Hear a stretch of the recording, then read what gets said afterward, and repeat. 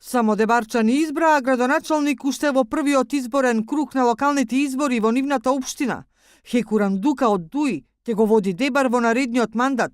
Од граѓаните доби 4106 гласови. Неговиот против кандидат Арбена Голи од Алијансата за албанците ја изгуби битката за 272 гласа, освои 3834 гласови, што вети новиот градоначалник Дука. Дебар треба да личи како европски град. Што значи?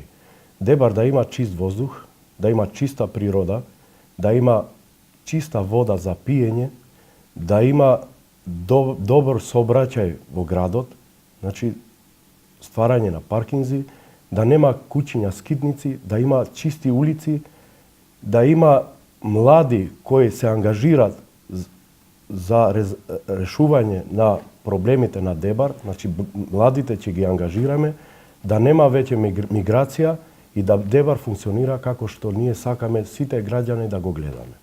Во Охрид и Ново село кандидатите за градоначалници ќе трчаат и во вториот круг. Според официјалните податоци што ги објави Државната изборна комисија, ниту еден од 5000 кандидати за градоначалничката фотелја во Охрид не ги доби потребните 50 од 100 плюс 1 глас од излезените гласачи на изборите.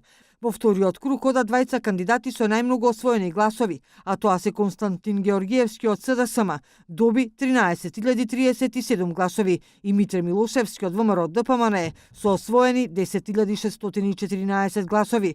По втор пат среќата ќе се ја пробаат и кандидатите за градоначалници на Ново село од СДСМ Никола Андонов и од ВМРО ДПМН Николчо Стоилов. По првиот круг во тесно водство со 60 гласови е кандидатот на опозицијската партија. Втор круг ќе има затоа што вкупниот број на неважечки ливчиња 103 е поголем од разликата помеѓу двата кандидата.